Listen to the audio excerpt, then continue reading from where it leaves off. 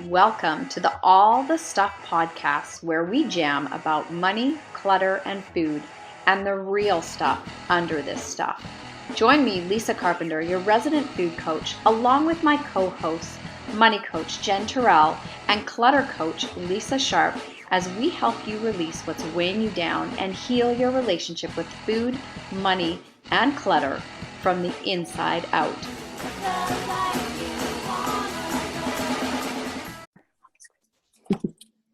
Hi, welcome to today's episode of All the Stuff. I'm Jen Turrell, and I have Lisa Sharp and Lisa Carpenter with me. And today we are going to talk about a super fun topic, shame. Dun, dun, dun. So Pop your popcorn. I've been listening to a lot of Brene Brown audios lately, and I really love her. I started with Daring Greatly. I've kind of been working backwards through her books and talks that I found in the TED Talk and everything. And this topic came up for me just the other day. If you're listening to this on audio, you won't be able to see this, but if you are watching the video of it on YouTube, you will see that I'm wearing a one-shouldered top today. And it is a super fun poetic tee that was sent to me by my friend Jennifer Gabiola from Dawning Soul and from Quiet Voice Big Impact.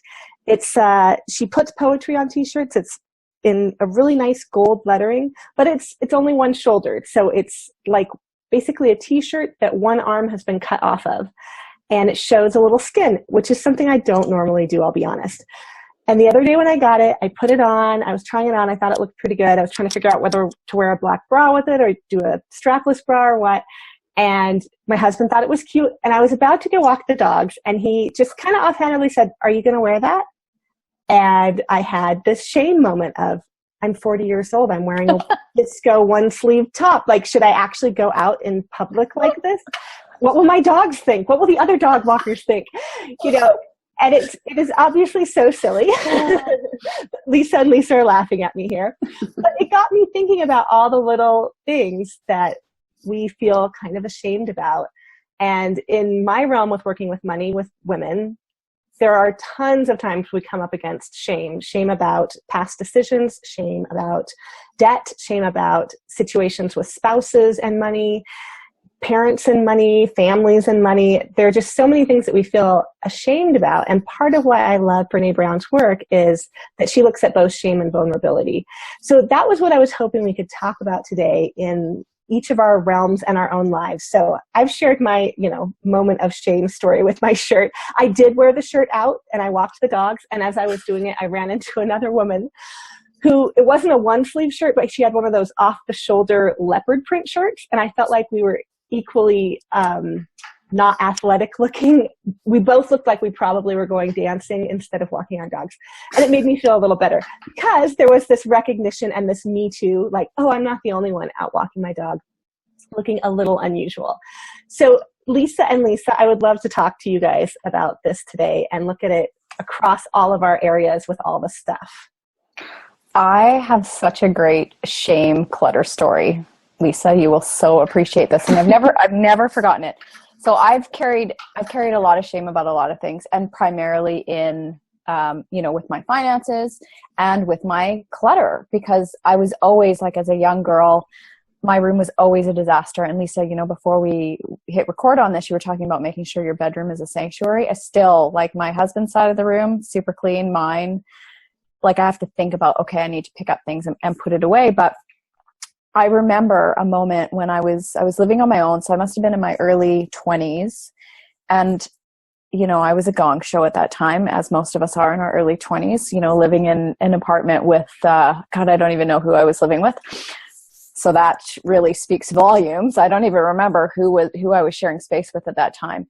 But I remember that I had this massive, like, mountain of clothes. Like, I don't know if they were clean or dirty or whatever, but I just kind of thrown everything into a pile. And one of my girlfriends came over and she actually dragged her boyfriend down the hall and said, "You've got to see this. You will never believe it." And I still remember how that made me feel, because for me, it was normal, but there was that part of me that knew it wasn't okay. But I've never been a natural, like, pick things up. Like I said, I have to stay super conscious around the fact of I need to put this away. I can go through the kitchen and leave every cupboard open. And Macy will come in and be like, how did you do this? How did you leave everything open?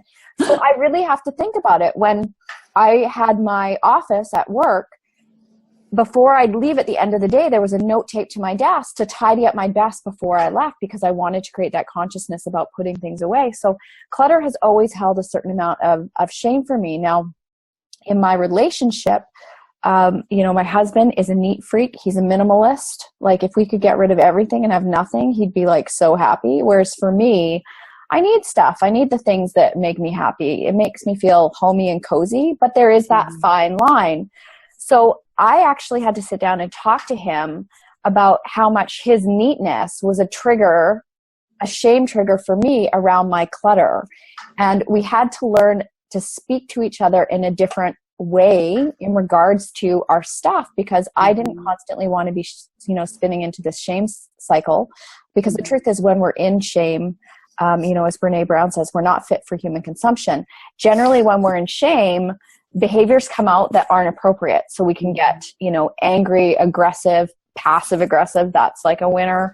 And just have emotional tantrums, not realizing it really has nothing to do with that. And it has to do with the emotion that we're feeling because we've been triggered into shame. So I had to really get conscious about my reactions and understand that he was not trying to trigger me. He was not trying to tell me I wasn't good enough, or that, I sucked, that I like clutter. He was simply expressing what his needs were. It had nothing to do with me personally.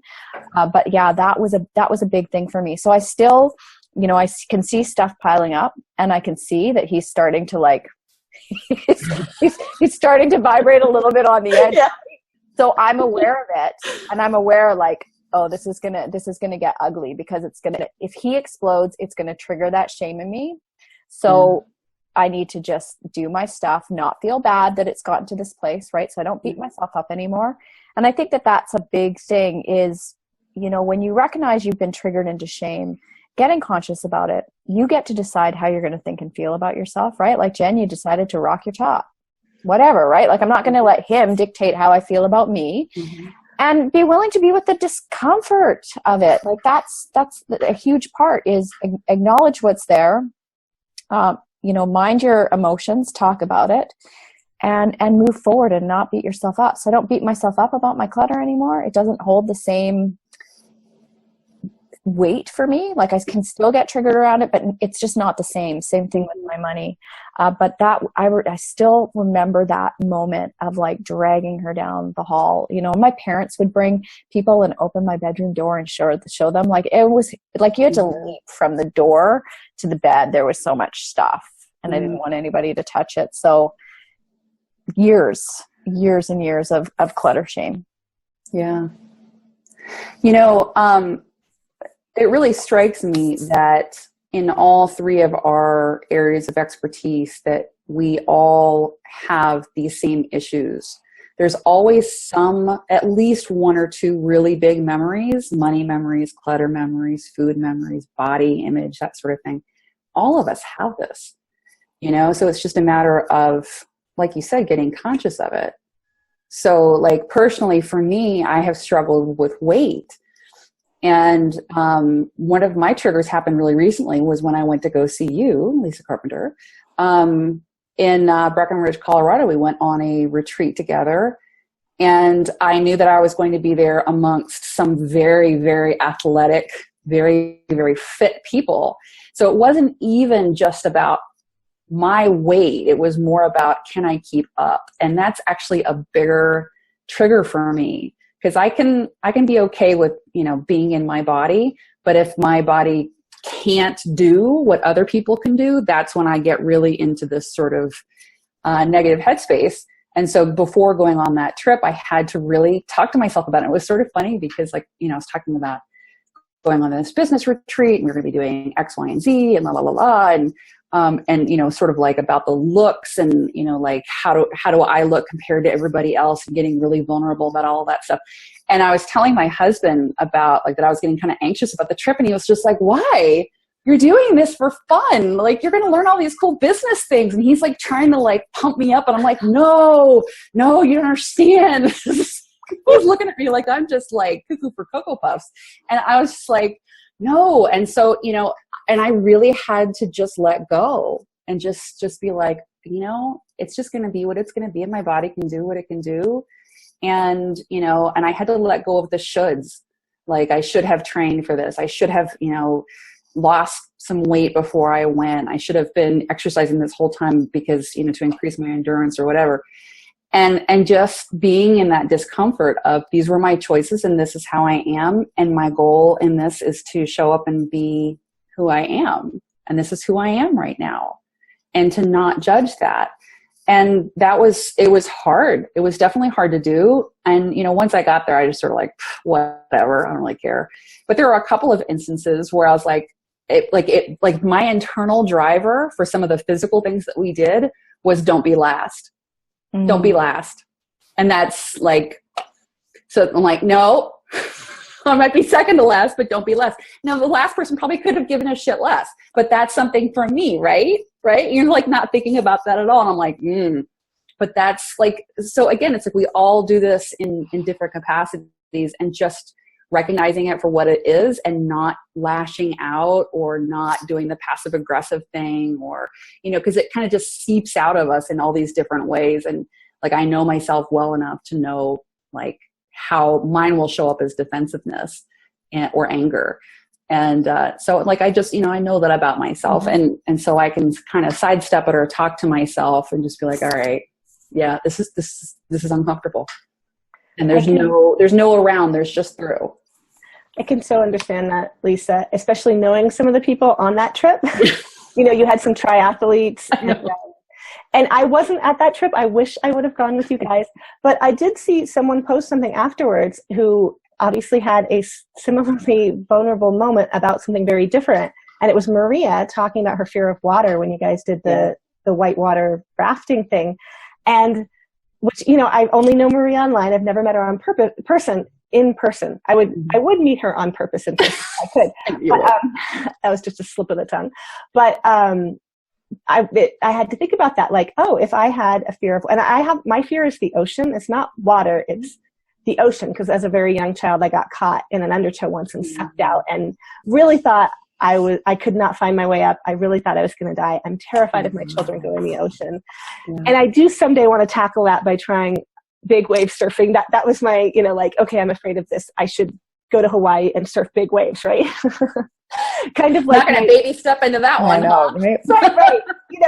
And before having kids in the past, that was kind of one of my things. Like when I got my pilot's license, it was like, I used to be afraid of planes crashing. So I first did, sailplanes, gliders, which have no engine, so to me, that's like, okay, here's an airplane with no engine. Can I learn how to control that? Okay, then I know that planes don't fall out of the sky. They glide down. Okay, and then I got a pilot's license eventually with some pressure from my father, who's a pilot. It wasn't just my own decision. But yeah, like I totally understand what you're talking about, because I think I would feel that too. Because my athleticism, I was an All-American badminton player in college. Hey. Yeah. So while it was athletic on the one side, like badminton is a little different than, say, like triathletes or anything like that. Right. I've blown out my knee twice, and I don't know, I've just had some physical issues. So I do feel some triggered, like I wish I could run. I wish I could do these things, and I can't. So I would totally feel that same way. I think that body shame is obviously, that's kind of my wheelhouse and what I work with women on. And for the most part, I would say the majority of women struggle with some form or another of body shame. Me included, which a lot of people don't recognize, because shame can come in all different shapes and sizes, and it looks different for every person. And the thing about shame and what keeps us locked down in shame is our unwillingness to actually acknowledge it and talk about it. So there's a quote that I use when I teach, that shame is to addiction as salt water is to a man dying of thirst. Right? It'll kill you. It'll kill you, and it feeds whatever it is you're wrestling with. So, using addiction as a broad term, whether it's, food addiction, shopping addiction, spending addiction, gathering clutter addiction, whatever it is for you. Exercise addiction, right? Yeah. It really does it masks the bigger things. You can actually talk about what is going on for you and openly, admit your shit. That's when you can actually start to heal it. And that's why the communities that each of us have developed have become so integral to the businesses that we're running, because there's a lot of things that you can learn inside my EAT program that are hugely beneficial. And, all the women in there will speak to that. And I know, Lisa, you could speak to that as well. But the thing that every single woman that I've surveyed inside that program has said is that the one biggest thing for them is the community, because they can see what's happening with other people.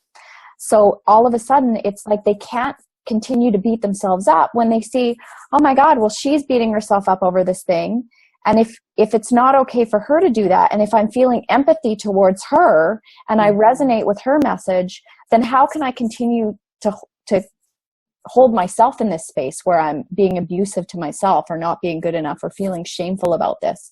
Mm-hmm. So it's so important when we can look to our left and to our right and recognize, wow, we're really all in this together. It's not that big of a deal. And that's what actually diffuses shame. And that's why I love, Jen's community, because I can go in there and talk about stuff going on with me financially. And I know personally when I've actually gone in there and I've been on calls and really talked openly and vulnerably about my stuff, that's when people will reach out to me and say, oh my God, thank you so much for sharing, because I thought it was just me. And it's not just me. Like, you're somebody I respect, and this is what you're going through. Yes, I am. So we're not all that different. We want to believe we are, but we're not. And in my life, one of the biggest gifts I've been able to give myself through therapy, coaching, etc., is this ability now to talk about the stuff that's bothering me. And I know when I really don't want to talk about it, like when it makes me just feel like I want to shrink into a cave, that's when I really need to talk about it. And even last week I was on a call with my coach talking about something that, like I said to her, it feels shameful for me to admit this to you, but I have to talk about it because I know that I'm making it into a thing, and it doesn't need to be a thing, but it still felt like super awkward and uncomfortable, because it was that, is she going to judge me? Well, she's not. She's my coach. She's there to hold that space for me, that non-judgmental space, which is what we all do. But I was still surprised at how much, it had grabbed hold of me. And it had to do with feeling left out, not feeling part of the group, not feeling invited, feeling like I'm outside of the circle, right? That my old story of I'm the black sheep and I don't really fit in had kind of reared its ugly head. But I felt really shameful admitting that I was having kind of a pity party about that for myself and the meanings that I had attached to that. So I'm a big, big believer in community and connection. You guys know this. I think the more women that talk about how they're feeling in their bodies without making it wrong, like that's a big thing, is don't make it wrong. Like, don't be worried about how other people are judging you. Stay focused on how you're judging yourself and strip that away first, because when you can let go of the self-judgment, you'll let go of the shame. And that's when you find a lot more freedom in your life. Like, oh my goodness. So that's what I strive towards. And I don't know if I'll ever 100% get there, because I don't think we're ever immune to shame coming up, but we can definitely be a lot more conscious of it. That's for sure. Mm-hmm. Oh, well, totally. My biggest shame story and shame moment for me was in college. My freshman year, I went to college, and I'd grown up in a very abusive situation, and we were very isolated. It involved an odd New Age religion, which a lot of people would call a cult. And so there was a lot of secrecy. When something happens to you and you feel very shameful about it, like I said before, your impulse is to hide it away, because if people know about it, your fear is humiliation. And all of us have experienced at some point in our life where we were in a vulnerable situation and someone made us feel humiliated. I think that's another universal. I don't think we get out of childhood without feeling humiliated by someone over something that we feel shameful about. So, when you grow up in a situation where you're, especially with sexual abuse, and you feel like if anyone knew how horrible this was, they would think you were so terrible.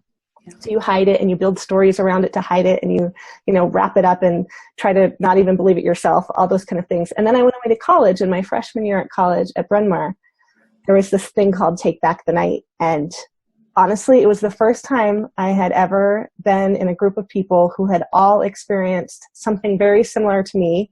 Maybe it was with a boyfriend, plenty of other people. It was with, you know, an uncle, a stepfather, a brother, a cousin, you know, all these kinds of things. And it changed everything for me. I mean, after that summer was the first time I came home, and I told my mother what happened, and I told my sister what happened. And in talking to my sister, there was a Me Too moment, just like at college, a Me Too moment. And it moved us towards actually, you know, then telling my father, and my father's reaction was to call the police. And we went through trial, and we did all, you know, it kind of spearheaded all of this stuff that ended up putting someone who had done a lot of bad things into jail, which may not have ever come about if I hadn't found a group of women who'd experienced the same thing. And me looking at these women who I admired so much, it's like, no, there's nothing wrong with you. Of course it wasn't your fault. Right. But, you know, and even though I never said to myself that I thought it was my fault, there is this feeling inside that I am a bad person, that this has made me a bad person. I'm dirty. I'm, you know, all these things. And I know, talking to other victims of sexual abuse, that a lot of women feel that. And obviously with different parts of our lives, different shame levels, you know, money and food. But even those things can affect our feelings about our stuff. Like women who have been through difficult things may hold on to things in a different way, or may have different views about their body. Like I said, I feel like I've covered my body most of my life. Like once I tried to go back and find pictures of what I looked like at my ideal weight, and I couldn't tell what I looked like because I wore big baggy pants. I had, you know, I was always covering myself. So even this, like appearing on a show with my shoulder showing, is kind of an unusual thing. But yeah, I do feel like in these groups that we're in, it's not always safe to just like declare on the internet somewhere, like, I feel shame because of this thing. Because there are a lot of mean people. Like we see those commenters on, someone will write an amazing article and there will be total jackasses being really mean. So I'm not saying that we should just expose our deepest potential shame to anybody, but in these kind of communities that we've created, all of us, and then the ones that we find in other places, there are safe spaces to go find like-minded people. And I personally think the most important 2 words in the English language are me too, or any language really. Yeah. Let's really make a connection. You know, when someone shares something about themselves and you say, oh my gosh, like you said, I thought I was the only one. And that's not the title of a Brene Brown book. I thought it was just me, but it isn't, which I'm working on that one right now. That's a really fabulous book. You know, I want to say something about shame versus guilt, because I talk about this again in my program, and I think anybody who's listening is really going to resonate with this, how you can differentiate between shame and guilt, because guilt is actually healthy for you. Guilt is the healthier one, and shame is the destructive one, right? So shame is I am bad, and guilt is I did something bad. So it's a simple matter, of checking in with your self-talk, right? So in the case of the women that I work with, or I'll use me as an example with my money. Oh, I bought another pair of shoes. I can't believe I'm totally irresponsible. I'm never going to pay off my debt. I don't know what's wrong with me. I must be flawed. I'm incapable of dealing with my money. That would be shame. But guilt is like, oh, I bought myself a pair of shoes, but I really love the shoes. And I acknowledge that I still have my debt to pay, but I'm okay with the fact that I bought the shoes and I will live to pay down my debt another day. It's a very different, one has compassion roped in with it, right? It's healthier to feel guilty. It's healthier to feel guilty that you ate the cookie, even though I encourage people to not feel guilty about doing that, as opposed to being like, I suck, I'm never going to lose the weight, there's something wrong with me, why can't I just stop? That is more shame. And that is when you really have to look deeply at your patterns. And that's when it's really important that you start reaching out and connecting and finding those communities wherever they are for you. Yeah. And shame, like you said, it's catastrophic. It's catastrophic thinking. That's when we get into like our perfectionism. If I've screwed up this one thing, then forget it. I'm not even going to bother, which also then turns into an excuse. You know, like, oh, why should I even bother to try? Because here is another piece of evidence that I will not succeed in this thing that I'm trying to do. And it's that all or nothing, black or white, I'm a horrible person, or I have to do everything perfectly, and never giving yourself the grace of this was a choice. This is just a thing. This is just an experience. This is something that has happened. This is something that's about to happen. That, you know, with taking that judgment out of it gives us the space to move forward and just continue to grow and evolve, and not just stay in that fuck it, I'm throwing up my hands sort of ways where, you know, just like, I don't even know if I'm going to, you know, bother to keep trying. Well, I think that you can also learn from things you feel guilty about. You know, if you feel guilty, you can think, oh, that was a poor choice, but you can decide, okay, next time I am going to, you know, I'm going to put some system in place, some barrier in place. Like before I buy the shoes, I am going to check the balance and make sure, you know, or I'm going to pin them to a Pinterest board and think about it for 5 days before I buy them. You know, you can plan how to change your behavior the next time if it's a behavior you want to change. Whereas if you just feel the shame, it is like, you throw your arms up in the air.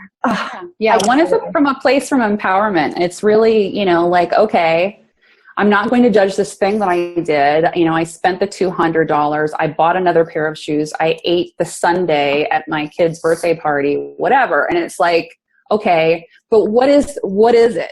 Is this one thing going to like really throw me into a tailspin, you know, or can I just let it be, this was an event? And yeah, you can still explore that, the shame around it, because, you know, there's always that little element in there. That something like that happened to me recently where I used a debit card at a grocery store and it was rejected. And I immediately went into this like, oh my God, I'm so embarrassed. Who can see this? Oh, you know, and I'm like, oh, there's just something wrong with my card. It wasn't, you know, it's nearly like you're not even thinking, it's just occurring in your brain so quickly that it just, you know, connects these events with some sort of past history that is so negative and so shameful and so embarrassing that we really want to, you know, compulsively like hide that away. But, you know, and I just sort of stood there and like literally I'm standing in the grocery store in front of the checkout thing and my husband's like going, and I'm like, how am I going to pay for this? And I had to like talk myself down. It was like, oh, there's just something wrong with my card. And even if this were declined because I didn't have any money, it just means that I don't have any money right now, that I've like messed up something along the way. And it just means that it's probably like a math problem or a cash flow problem or whatever. And it's just like this really neutral thing that just needs to be fixed. Like you're not going to be like, you know, the light bulb burns out and you don't just keep turning it on and off thinking like, my God, why doesn't this work anymore? It's like the light bulb doesn't work. Okay, take it out, get a new one. There's no, you know, nothing about it more than what we attribute to it. So just sort of like stepping back and like thinking that through and being uncomfortable, but then looking like, why am I uncomfortable? What is this? What's really happening? And the more that we can do that in any of these areas of our you know, our work in the world, when you just take a step back from it and just let it be what it is, that's that really empowering place. And it's like, oh, okay. And I can just move forward, and it doesn't have to be this big, long thing. And that's, you know, like when I'm working with clients, I had a client this morning that I worked with here in Atlanta, and today was the first session that I've had with her. And she had not had anyone in her house since 2005. Whoa. Wow. So that's super common. I run into this all the time. People will be like, oh my God, no one could come into my house. And her spouse said, you know, like when he heard that she had hired me, his immediate reaction was, oh, but she can't come in the house. Oh. So, I mean, like, this is so common with people and their stuff. And it's so tied in with your money and your food. And there's usually like just these layers of shame. So a lot of my clients will have issues with overspending. You know, they have all of this stuff in their space and they hide the evidence of it. Or they have a hard, you know, like they won't show their spouse the bills. So then all this financial sort of subterfuge happens because then they're trying to cover up the shame. And to let someone into your physical space, I mean, there's nothing more personal than what I do. You know, I am like in people's stuff, and it takes a tremendous amount of faith and trust to let somebody in your space. And it's the same thing about your what you said earlier, Jen, about vulnerability. And like, yes, it is very empowering to be vulnerable and to show your shame and all of that, but you really got to be careful about where you're laying that down. Yeah. Because, if just don't lay yourself out to it and, like in trying to get sort of this, empowerment dose where you're like, I'm just going to keep doing this until it doesn't bother me so much. But if you are doing that with people that are not going to treat you with respect and, consternation, and they're not, they're just going to, kind of stomp all over you, don't do it. So yeah, being, letting somebody in with your money, like Jen has seen my book. She knows the inside. She knows my guts. Lisa knows my weight. But those were safe places to park this information. And I usually say, you saw my house at the point where we'd moved bedrooms and every single person had their clothes in a closet in a room where they were not sleeping. Oh my goodness. I love that. That was pretty funny. Yeah. I was like, we can't keep living this way. Like, yeah. I get up and I walk downstairs over to that room to get dressed. Like, right. And this is why this is such a great conversation, because we're an example, and I want everybody listening to understand that when you can find those people that you can share this stuff with, you can heal, right? Because I can talk to you guys about my stuff and I never feel judged. I never feel shameful about it. And I know that it doesn't matter what I say, you guys will be able to hold space for that, which, holding space means you can just listen and take in what it is I'm saying and what I need support with. So find your people. Like if you're listening to this and you're recognizing that you are caught in patterns of shame and there's things that you want to change for yourself, it's just a matter of you finding the place where you can come, hang out, talk about what's going on for you, whether or not you want to get involved in a community, maybe even one of our communities somebody will be jumping into. I don't know. Everybody's got so much stuff like weight, clutter, money, right? We're all coaches. We all have the ability to do that. And of course, you can head over to our Facebook group, which is facebook.com/all the stuff. Is it? Yeah. It's in the show notes. It's in the show notes. Yeah. That's her open. In the show notes. So is there anything else you guys want to say to wrap this up? Any actionable tips that you want to add for whoever is listening? Well, I might just quick go through Brené Brown's 4 steps to shame resilience, just to tie it up a little, because I wrote these down for myself and put them on a Post-it note. It's been here in my office for weeks because I really like this idea. So the 4 elements of shame resilience is to recognize the shame, practice critical awareness. So that's being aware both of how you feel around the shame and also how you feel about that same thing in other people, which I think was such a great point that Lisa brought up, that we judge ourselves so much more harshly than we would any of these other people who might share something with us, right? Like I think that person's a fantastic person. They feel shame about the same thing I feel shame about, but I don't think they should. I just think I should, right? Right. Yeah. So getting past that and then reaching out. But again, like we said, I don't think you should reach out to just any random person who can comment on something on the internet, because the internet can be cruel and not that even-handed with things. So find your people, like Lisa was saying. And then speaking shame, talking about it, it loses so much of its power. Like shame it thrives in secrecy and darkness and being hidden. Sunlight's the best antiseptic for so many things. Like I said, my whole childhood thing, I'm 40 now. This started when I was 5. So it took most of my life to talk to anybody about it. And even after we went through the trial, we at least were anonymous for a while. Like I had to find the right people to talk about that. And now it is pretty easy for me to talk about because I run into women everywhere who have experienced similar things. And I realize we all need to hear from women who have gotten past it and have grown their lives. And same with all of the things that we deal with. If you're in debt, we can get past it. You have life after debt, after admitting debt. You have life after clutter. You have life after getting healthy and getting in shape. And often just taking those first steps is the beginning of the journey. We did an episode recently, how you never start over at 0. Like taking that step changes you, and getting started changes you. So absolutely, that's my wrap up. Yeah, I love this conversation. I know we could probably do like a whole series on this topic alone, because it's so valuable, and I am so very appreciative of Brené Brown and her work. I also highly recommend her work, because we've just been sort of living with this sort of illusion that if we don't talk about it, it'll just be okay.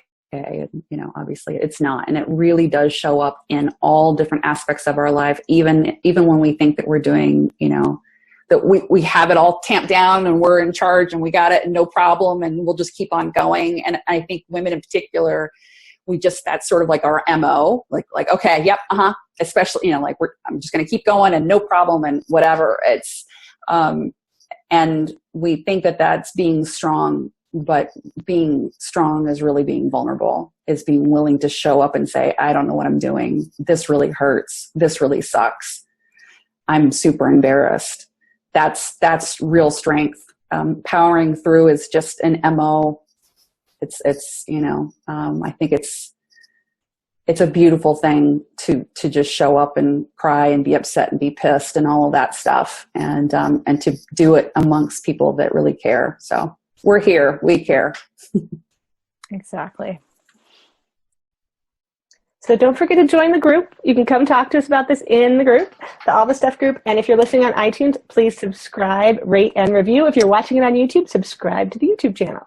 Thank you. Share it with your friends. Like, if what resonates with you, by all means, please share all the stuff around. That's how we're going to grow our audience base, and we're going to continue to try and talk on topics that we know are impacting us, which means that they're impacting lots of other people out there. So we're trying to be leaders here and show you the way, and at least lighten a new path for you and a new perspective. So we will see you on the next episode.